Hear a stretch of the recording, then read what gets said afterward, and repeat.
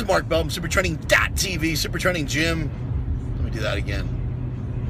This is Mark Bell from SuperTraining.tv, Super Training Gym, the strongest gym in the West. This message is brought to you by HowMuchYouBench.net, The Slingshot, and the only freaking strength magazine in the world, ThePowerMagazine.com.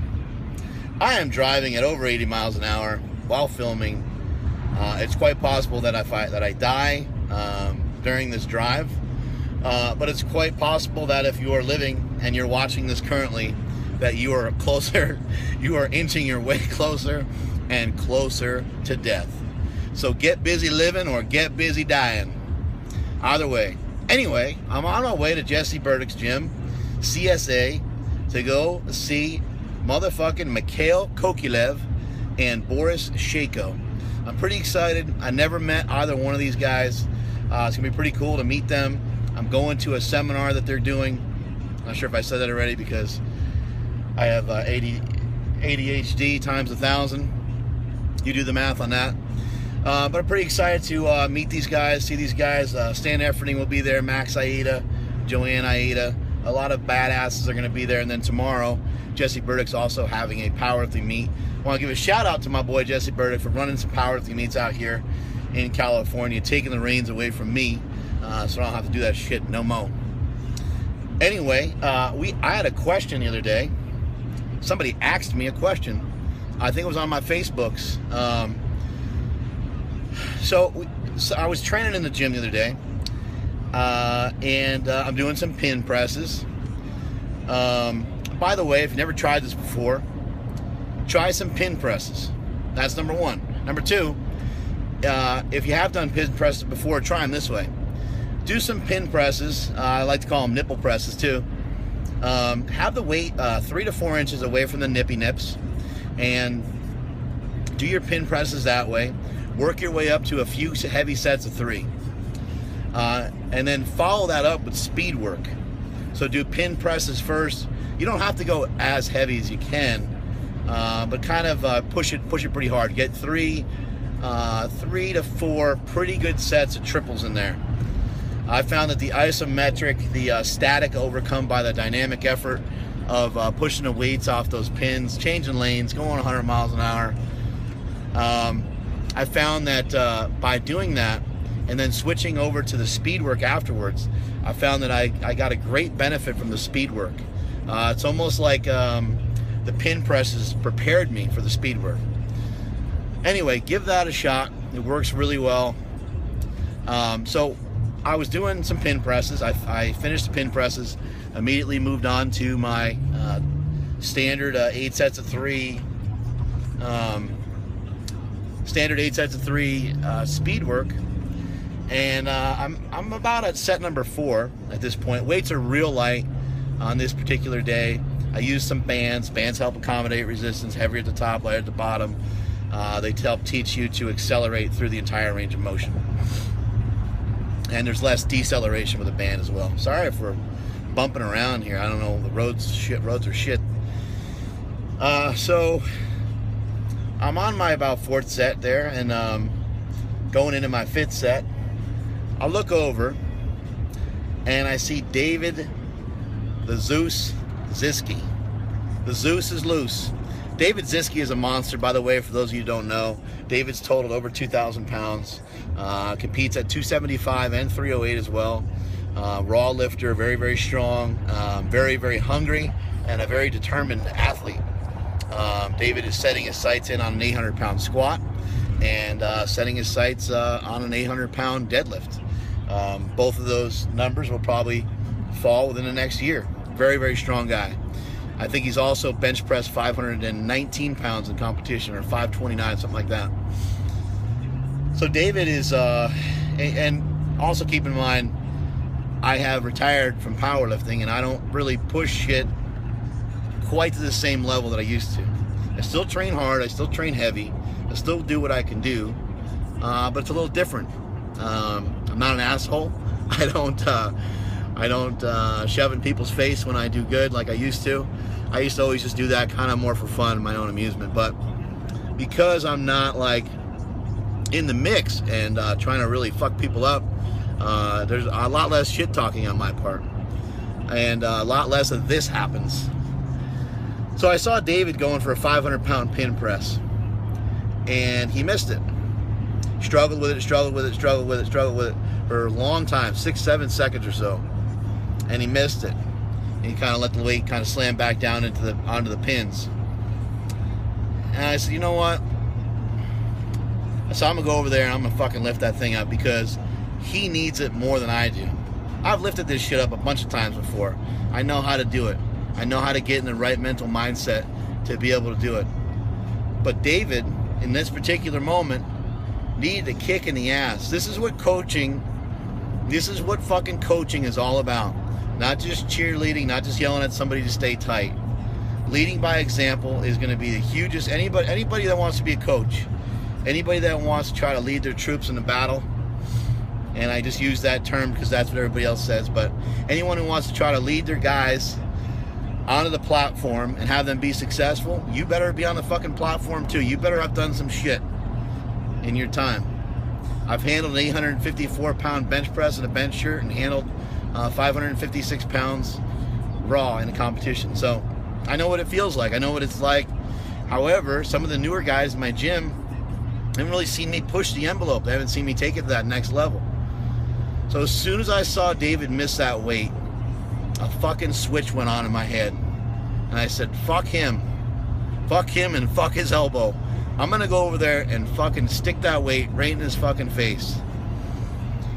And so when I made this post on Facebook, I talked about how I got into a zone. And people kind of say, you know, how do you get into a zone? It just happens. Euphoria hits you. And, you know, Michael Jordan, you know, has that famous game where he's in the zone and he kind of says the basket was twice the size as normal. By the way, 2 basketballs fit in a hoop, for those of you who don't know that. So he thought 4 basketballs would fit in a hoop at one time.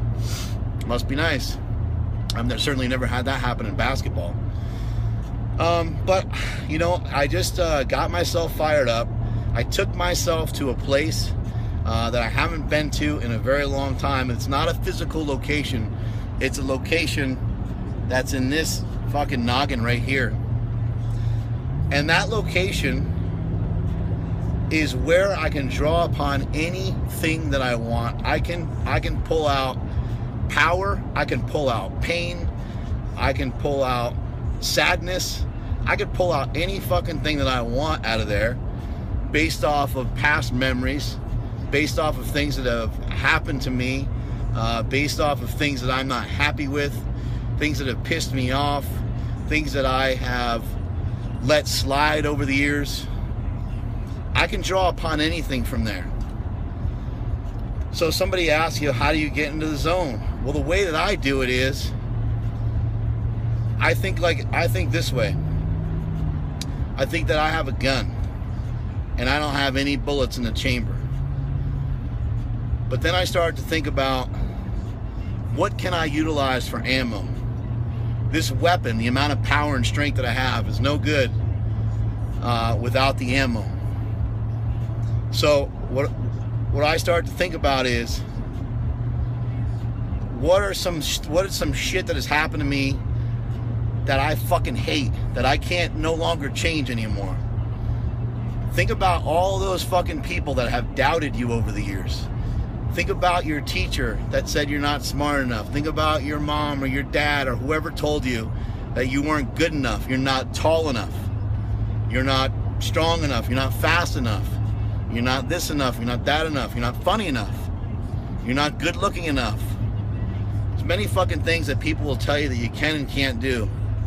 And I use those moments to give me strength.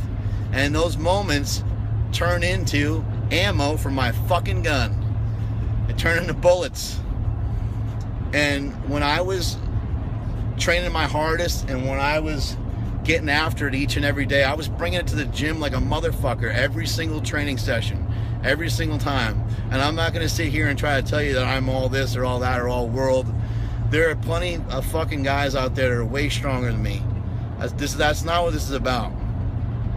This is about me taking myself to my limits, the way that I want to do it, the way that I had to do it. Everybody's different. You saw Ed Cohn, you heard Ed Cohn say he was cerebral, the cerebral assassin. Ed Coan had a lot of shit going on in here that he could still draw upon, though, to make no mistake about it. He was a twisted motherfucker just like the rest of us. But when I was at full tilt, when I was training my ass off as hard as I could each and every day, each and every training session, it no longer felt like I had a gun and some ammo. It felt like I had an entire fucking army marching behind me. That's the kind of shit that anybody can do. That is what is so fucking awesome and beautiful about powerlifting. That is what is so just unbelievable. The fact that anyone can get stronger. Anybody can get stronger.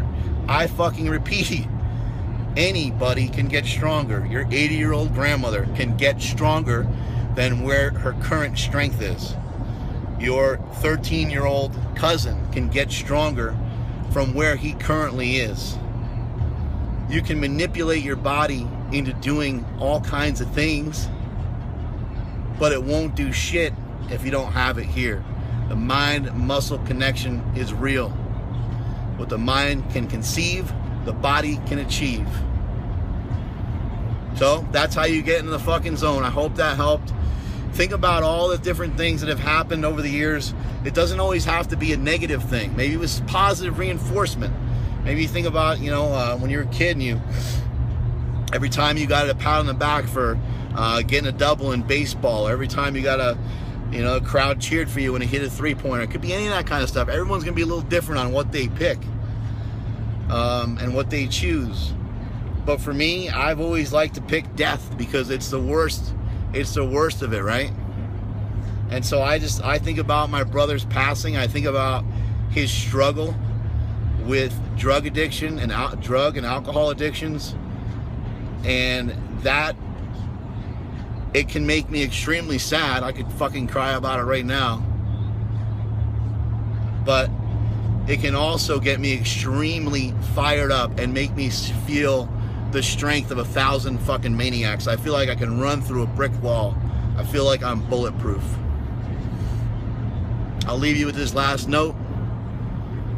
The world is full of kind people. If you can't find one, be one. Strength is never a weakness, and that is it from supertraining.tv. Holy shit, I almost forgot. We left David Ziske behind. David Ziske, after he missed his 500 pounds, and then I went over and lifted 500 pounds right in his face. I gave him the double shooter, the Bo Jackson, the pistols,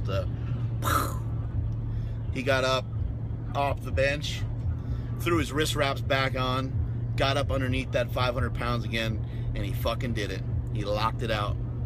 So that's how you lead by example, and that's how you get in the zone. You can help other people get in the zone. You can help other people get fired up. And that's it. I'll shut the fuck up now. Later. Stay with it!